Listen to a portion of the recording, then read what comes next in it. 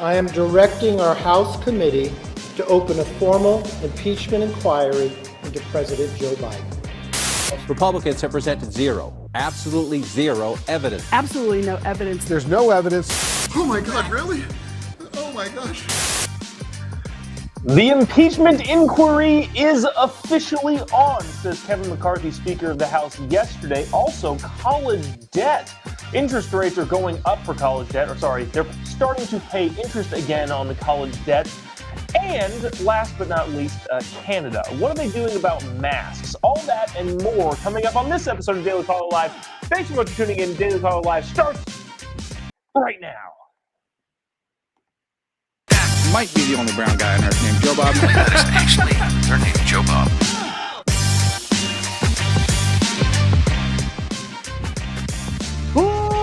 Live from the dingy bunker that is completely and utterly cut off from the outside world, except for you fine folks. My name is Jobob. This is Daily Caller Live. Thanks so much for tuning in on today. It is Wednesday, September 13th, year of our Lord 2023, the day the impeachment inquiry has officially started.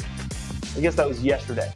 But yeah, that's all the rage in politics as of right now. We're going to check out what actually happened, what some people that are against it said, and then look at the new, mostly peaceful protests. There is a new one of those. It is, spoiler alert, without evidence.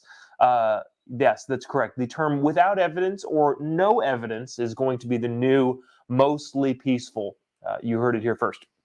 But to get right into things, Kevin McCarthy, Speaker of the House, yesterday launched an impeachment investigation into President Joe Biden, impeachment inquiry into President Joe Biden.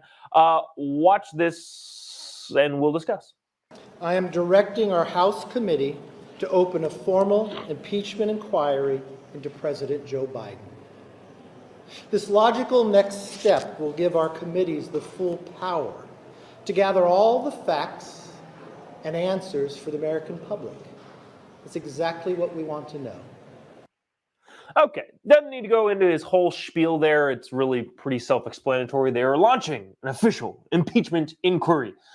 What does that mean? Well, several people in the comments section saying this. Sherry says, impeach Biden. Don't talk about it. Just do it. Faith saying impeach Biden. A bunch of people just saying impeach Biden. Jackie saying it's about time. And then Brian saying long time coming. Yes, all of those things correct. But just like Kevin McCarthy said, this is an impeachment inquiry, which allows the House committee, headed up by, I believe, James Comer, Congressman R. Texas, I think. I'm pretty sure he's from Texas, to get all of the information that he wants/needs to investigate the President of the United States and his dealings with his son Hunter throughout the world, throughout the country, and throughout the last several years, decade even. But all of that is finally coming to a head when Kevin McCarthy put forth the idea that we're now going to officially inquire about it. Now, that was obviously met with not a lot of happy news from the Democratic side of the aisle, which also led me down a rabbit hole of getting a better understanding that the American people, I think as a whole, or at least the people that are on Twitter and social media as a whole, don't know what impeachment is. They don't know what it means. They don't know what it is. They don't know that it's not a criminal trial at all. So anyways, I want to play you a Liz Warren clip, Senator D, Massachusetts. Here's what she said. And just for the record, she's a Harvard law professor by trade and therefore should know better than what she's saying. Watch this. This is the extremist Republicans trying to figure out how they can use the business of the American people doing the work we're supposed to do as leverage to try to improve their political position. They know that there is no basis for this. First things first. First things first, she knows that there is a basis for it. She's not blind and or deaf and can read or see or hear the news and the rumblings around about Hunter Biden and Joe Biden. So there's that. That just goes sideways. But then she said, well, this is a political process. In which case, I say, yes. Yes, it is. Impeachment is entirely a political process for those people who don't know. Like I said, I went down a rabbit hole yesterday looking at people talking about impeachment, talking about the impeachment inquiry, and it turns out a lot of people, especially Biden supporters, of which I don't know if they're Biden supporters or anti-Trump. I don't think there are any actual Biden supporters. But anyways, people that claim to be on Joe Biden's side, including Hakeem Jeffries, leader of the minority in the House, said they're going to stand by Joe Biden in this non-evidence-based impeachment.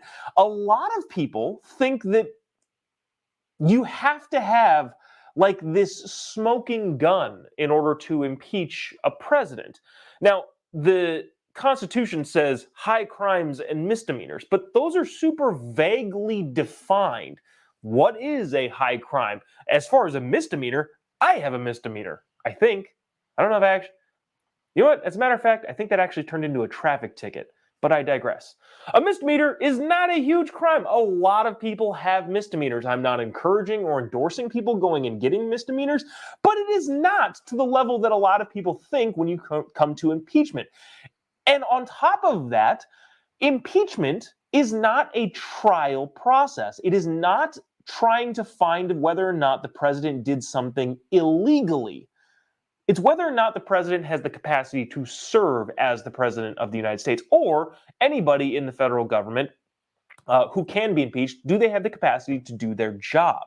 I've made the argument a lot of times that I think more presidents should get impeached, because if you look at the way the country is designed, Congress is supposed to make the rules and the president is supposed to enforce those rules. Several presidents, I don't want to go on a list here and name a bunch, but several presidents have done the exact opposite, knowingly acting against what Congress has said and what the Supreme Court has said. First thing that jumps to mind is when Joe Biden's CDC put a moratorium on rental units, rent, evictions in rental apartments. The CDC said you can't evict people, and then the Supreme Court said that's not in your jurisdiction. You can't do that, effectively saying that the Constitution does not give you power to do that. And the Biden administration said, yeah, we're going to go ahead and do it anyway. That, to me, is an impeachable offense. Shows an inability to do the job, or a blatant disregard for the Constitution, which would in fact be an inability to do the job. What I'm getting at here is the impeachment process is not a legal process. In other words, there's no punishment for a crime. The only thing that happens if you get impeached and removed is you get removed from that office. You don't go to jail. You don't pay a fine. You don't have some sort of probationary period in which you can't do things, because it doesn't have to be a law that is broken. Impeachment is inherently and specifically a political process. So when Liz Warren says, well, they're trying to improve their political standing, yes, that's the point of impeachment. And again, you should know that. You are a Harvard law professor. Now, that is the, I guess, upper echelon of the Democratic senators. But the bottom rung of the Democratic senators, one John Fetterman, was asked about his thoughts on the impeachment inquiry in the hallway of Congress. And here's his response. Check this out. Ask you about this news that Speaker McCarthy has formally launched an impeachment or has said he's going to. Oh my God, really? Oh my gosh, it's devastating. Ooh, don't do it. Please don't do it. Oh no, oh no. We gotta run back to the office, Not gonna lie, that seems to be pretty on par for John Fetterman, his kind of reaction and response. But at the same time, I don't know. Is it the most professional thing to do, especially wearing his t-shirt and basketball shorts with the drawstring hanging out? Which, mind you, even if you dress like a slob, I dress like a slob a lot of the times, nobody hangs their drawstrings out. You tuck them in, you tie them if you need to. If the elastic is fine for you and they can hold you up, that's fine. But you gotta tuck the drawstrings in, even if your goal is to dress like a schlub, which John Fetterman does. What was I talking about? The whole impeachment thing is a long time coming, I think a lot of people think. I am pro-impeachment, but I'm also pro-impeachment in a lot of other cases. I would not be upset if presidents got impeached more often. The reason I say that is because, again, the lawmaking capability rests in Congress. And over the past several decades, the president has absorbed more and more power from Congress into the executive branch and kind of done whatever the president wants to do.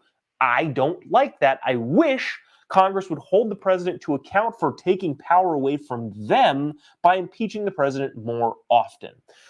That being said, we're getting to the new term of the day. Remember mostly peaceful protests, when we had mostly peaceful protests that burned down cities and destroyed neighborhoods and towns and were violent across the entire country, but then when labeled on cable news, it was literally mostly peaceful. What was that one clip of that reporter on CNN who literally had the chyron that said mostly peaceful protest, and there was a huge fire in the back of him? Well, the new mostly peaceful is going to be without evidence. Now, this, I think, is mostly an example of how insulated our politics is nowadays. The left doesn't watch the right's TV shows. The right doesn't watch the left's TV shows. But this is a great example of it. I'm going to play you a montage. I'm not going to play the entire thing because it's super long, but we are going to play a pretty decent chunk of it, of the entirety, it seems like, of the media saying, well, there's no evidence here. There's no evidence. There's no evidence. There's no evidence. There's no evidence. Despite the fact that Republicans and your right-leaning media outlets have been saying, hey, look at all of this evidence.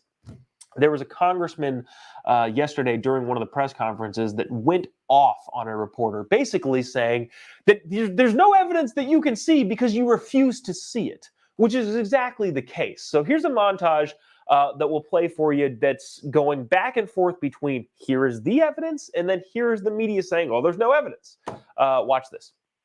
The bank records show the Biden family, their associates, and their companies received over $10 million from foreign nationals. Republicans have presented zero, absolutely zero evidence. There are thousands of pages of documents relating to financial transactions. Zero evidence. We've identified 6 new Biden family members involved. Absolutely no evidence. There's no evidence President Biden has any involvement here. Text messages from Hunter's laptop where Hunter complains about having to carve out huge amounts of the money he makes for his father. Quote, but unlike Pop at the bottom, I won't make you give me half your salary. No evidence of that. Well, I mean, he hasn't produced any evidence. They have uncovered no evidence. Various shell companies and this web of LLCs. You have Rosemont Seneca Partners, Rosemont Seneca Advisors, Rosemont Seneca Technology Partners, RSP Holdings. CNN has reported on this. There's no evidence. RSTP2 Bravo, Rosemont Seneca Thornton, Rosemont Seneca Bohai. They haven't produced much evidence. We've seen very little evidence. According to the testimony, President Joe Biden was there when Hunter Biden messaged Chinese businessman Henry Zhao on WhatsApp. With no evidence of that. A bribery scheme of which there isn't any evidence to back that up. There's really no evidence. Well, we've been presenting evidence. We've been presenting bank records that show wires from China that were then laundered through shell companies. There has been no evidence. There's been no evidence at all. They have no evidence. Say it again. Yeah, they have no evidence. Archer did not provide any evidence connecting President Biden to his son's business dealing. He was aware of Hunter's business. He met with Hunter's business partners. You found a letter that illustrates that he knew me in the rear view. It's an abuse of soft power, I'd say. Has any of them once provided evidence of what they are claiming? Well, not anything other than circumstantial evidence.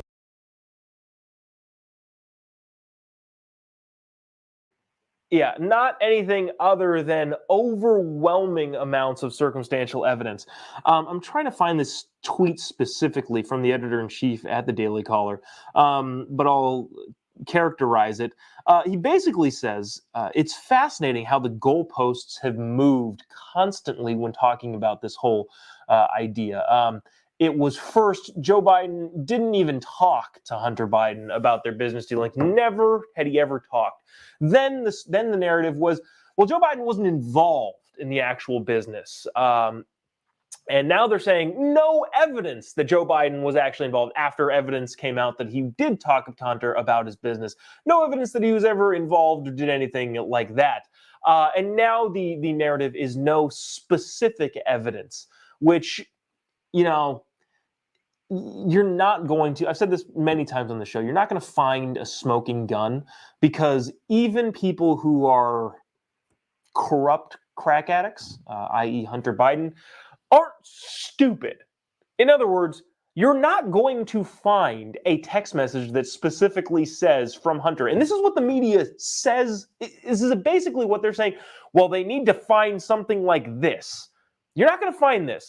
You're not going to find a text message from Hunter saying, okay, Joe Biden, comma, my father, I have sent the $20 million to our account. And then Joe Biden replying, thank you for that money, Hunter Biden, signed Joe Biden, Vice President. I will now change the policy. No, you're not going to find that. It's just not existent. But that is the standard now that the media is saying needs to exist, or else, well, there's just no specific evidence whatsoever, despite all of the evidence surrounding this certain situation that Joe Biden seems to have himself entangled in. But at the end of the day, I guess we'll all see. Again, I am pro-impeachment, and not just Joe Biden. I'm pro-impeachment of more presidents who do act outside of the bounds that Congress is, outside of the authority that Congress allows them to with respects to the executive branch executing Congress's laws. I guess we'll see. It remains to be seen whether or not Joe Biden will be impeached. Just as a reminder, even if he is impeached, the Senate does not have enough votes in it to remove him from office. So at the end of the day, who knows? He'll probably get impeached, realistically, probably, and then nothing will happen. Same thing with Donald Trump. Same thing with we've never removed we never removed a president from office. I think Nixon resigned before he could get removed. So there is all of that. Sorry for that long, somewhat rambly tirade, I guess. But I want to get to this. I want to get to some other stuff going on in the country. I thought this was a fascinating story from CBS. So as you know, Joe Biden, the evil president of the United States, has mandated that interest starts accruing for college student loan debt. I say that obviously sarcastically because it had to happen at some point. Did you know that college debtors, student loan debtors, have not been paying anything for the last 3 years? And that debt started accruing in September, and payments will resume next month in October. Well, CBS did a news story in which, golly gee, such a shame that people are going to have to pay back their debt. And they highlighted this particular individual. I forget her name specifically, but you'll hear from her, and you'll hear how much college debt she has, how long it's going to take to pay it off, how much it is per month, and then they gloss over what I think is the most important freaking part of this story. I want you to watch this, and we'll discuss on the other side, but this is happening, and people are taking this sort of an argument seriously. Check this out. Rochelle Brooks knows the power of higher education. The once homeless single mother says college pulled her out of poverty. How many degrees do you have? I've got an associate's degree, a bachelor's degree, 2 master's degree, teaching credential, and a doctorate degree. Could you have done it without taking out student loans? Absolutely not. Now 36 and an LA public school principal, Brooks and her fiance are expecting a baby girl. But she never expected her student loan debt would balloon to more than $230,000. Oh, that is a big number. It's huge. When bills go out again in October, she'll owe $700 a month. At that rate, she'll be paying off her student loans well into retirement. That $700 a month could be food, it could be gas, it could be bills paid. Some people just simply won't be able to make the payment. Braxton Brewington is with the Debt Collective, a nationwide union of borrowers fighting to erase debts. The majority of student debtors actually have an annual income less than $75,000. Okay, so a lot of that, there's a lot to get to there, and I'm curious in the comment section what you think about that, or if anything stood out to you in particular. Thing that stood out to me is, first and foremost, $230,000 student debt. Yes, that is a lot. But then when they pulled it up on the screen, they acted like, well, this just ballooned to an astronomical number. Okay, well, interest hasn't been accruing for the last 3 years per the government. And so it didn't just balloon, it was always there. Well, why was it always there? Nobody is against this lady going to college or anything like that. But at the same time, she said she has an associate's degree, a bachelor's degree, 2 master's degrees, and a doctorate, and a teaching credential. Okay, why do you need all those?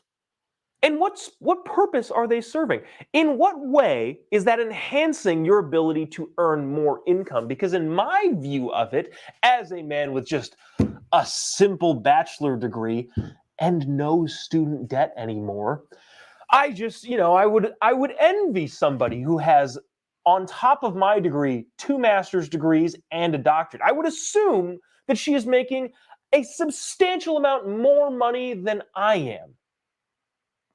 Unless, of course, just getting degrees for the sake of having degrees is not necessarily going to increase your income. Who would have thought of that?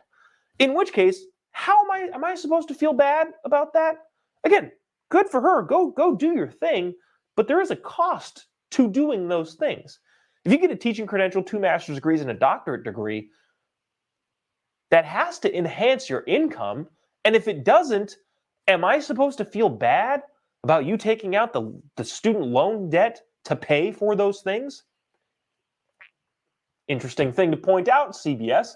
Not sure you put 2 and 2 together. And yes, it is, I guess, well, I'm not even going to say that. I was going to say, it is sad that she has to pay that money. But she also got something for it. Maybe put all of those degrees to use to start making more money and paying that off. $700 a month is a lot, yes. And maybe, I'll throw this caveat in there, maybe society and the media like CBS told her that she had to get those degrees. In reality, no, you don't. That's just the reality of it. I don't know what to tell you other than if you have those degrees, they should turn into something. And that turning into something should be cash. And if it's not turning into cash, maybe you shouldn't have got degrees to begin with. Then they go into that other person, the coalition, the union of people who are fighting to eliminate student loan debt. I'd be curious how that group is organized because if it is a nonprofit, which a lot of those types of groups are, they can't advocate for a specific policy, in which case that would revoke their nonprofit status. And if they're just a union and people who owe student loan debt are paying into that to fund that group, then they can pay to fund the group, but they can't pay the student loan debt. Anyways, enough about the actual group. I think the last thing that he said there was pretty interesting. He said a majority of student loan debtors owe, a majority of them make less than $75,000 a year. Okay, well, that's interesting. First, I don't know if I believe that. Just straight up to the point, I don't know that I believe that. 2, even if that were true, a majority is 50 plus 1. Okay, so let's say 51% of people who have student loan debt make less than $75,000 a year. Okay, well, $75,000 a year is well above the household income, not individual income, household income. The national average for, I think, the median household income is like $63,000 a year in this country, and that's the household, that's not the individual. So let's assume that the student debtor makes above the household average, and maybe they also got married to another person who has student loan debt, and they together make triple or quadruple the average household income and still have student loan debt. What I'm getting at here is, how bad are we supposed to feel for these people? And can you use that as a metric to garner support for your side? My answer would be no. If you're saying that, well, look at these people only make $15,000 more than the national household income, I don't know how bad I'm supposed to feel about that. And by I don't know, I mean, I don't feel bad at all. Bottom line is, if you decide to buy something, and that's what I see college as, you're buying an education and also an experience. If you decide to buy something, you need to pay for it. It's just the reality of the way the world works.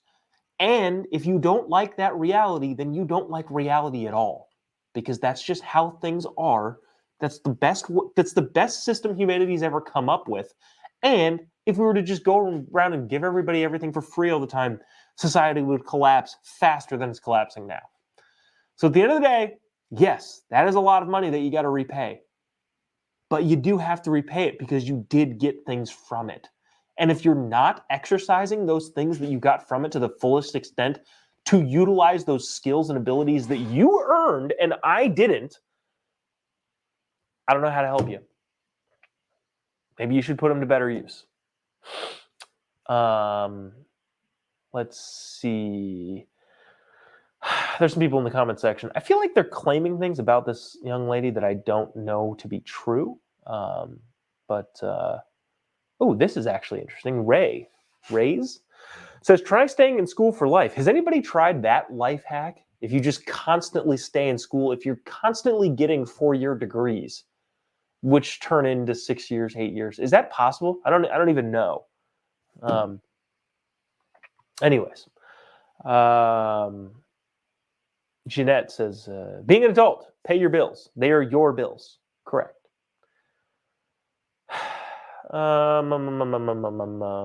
Let's see. Yeah, that's pretty much all the comments that make sense here in this particular statement. Or particular segment. Let's go to this then. Briefly, before we hop off out of here in our little window that we have. Has Canada outlasted its usefulness? A question that I've posed a number of times. Do we still need America's hat? I have a stand-up bit that I'm not going to say here, but trust me, it's hilarious. Effectively about invading Canada. And that would be my number one policy standpoint as the President of the United States. I'm not going to go through the bit. If you want to see it, we're live. Bunch of different shows throughout the fall and into next spring. So go see us there. But has Canada outlasted its usefulness? The more ridiculous stuff that comes out of America's hat, the more I think yes. I think we should be done with them as a nation, as a recognized sovereign nation. What am I saying? Am I saying that we should just take over Canada? Maybe. But if you have people like this in power in the great state of America's hat, you may think to yourself, well, those people might need some help. I want you to watch this. This is a clip from Canada's Parliament, I think. One of the systems that they have up there. Talking about masks. You see they are all in masks, and they are continuing to wear masks, despite it being proven not effective by the New York Times, by the way. Remember that right-wing conservative blog, The New York Times, had an opinion piece earlier this year. Mask mandates didn't work, but did we learn anything? Yet Canada continues to do the mask thing. Watch this, and we will discuss briefly on the other side. Just as a follow-up, I'm sorry to cut you off, but I just wanted to take note. You're all masking, which is lovely to see, of course, but most government ministers are not now. Most MPs are not. Most people on the street are not masking. Is there any specific guidance on that going forward at this point? Yes, Teresa Tam. So it is a layer of protection. We hope people have developed the habit to be able to use masks as needed during the respiratory virus season, not just for COVID, but for all the other respiratory pathogens that will be transmitted around this time. So I do think now is the time to get your masks ready if you don't already have them. In our own particular context, we certainly in our area, there's been an uptick in some of the COVID-19 indicators. For me personally, there have been cases around, even my work colleagues. So that's one of the reasons why we are wearing masks today. I feel like that's not a good Canadian accent. I think she could do a better job at that. She kind of sounded possibly Australian. But if you missed it, the big hiccup there was, not just COVID, but all of the respiratory illnesses. We should wear a mask just in case, forever, in perpetuity. At least that's how I understood the argument made by this lady. But anyways, Jody says, oh, she's such a goofball. I like that. I like that as a reaction. Trudeau is Canada's version of Biden. Yeah, that's true.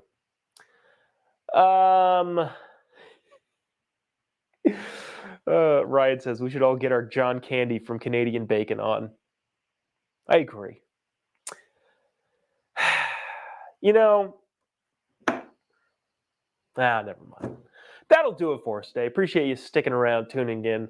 That's what I was going to say. I like the attitude. Just another goofball. I like that attitude as just, as a whole, I think conservatives, freedom lovers, right-leaning voters tend to be having more fun in life just on average. But we also tend to be the most angry when it comes to this kind of dialogue. I like the whole throwing our head back and laughing at stupidity as opposed to getting so angry all the time. Because in reality, in their actual everyday lives, I would imagine that a lot of people watching this show are much happier than people living through the bad policy decisions that they voted for. So anyways, that's that. Appreciate you sticking around, tuning in. If you haven't already, give me a follow on any of your social media accounts. Just type in JOBOB. You'll be able to find me pretty much anywhere. We're restructuring the show a little bit. I don't know if we're going to be continuing on this particular format. So if you would like to continue seeing what we're doing, just go ahead and follow on any of these social media platforms. The Facebook page is incorrect. Just type in JOBOB. You'll be able to find me on there. But yeah. Also, if you want to take us to any of the comedy stuff, you go to my website. You can go to freedomcomedyevents.com, buy tickets there. But we will be on tour for the almost foreseeable future, the way it looks, the calendar. But yeah, we will be doing that stuff. So if you want to come see me, hang out, it'd be great to meet you. We'll have a lot of fun. Yeah, you can do it. Also at the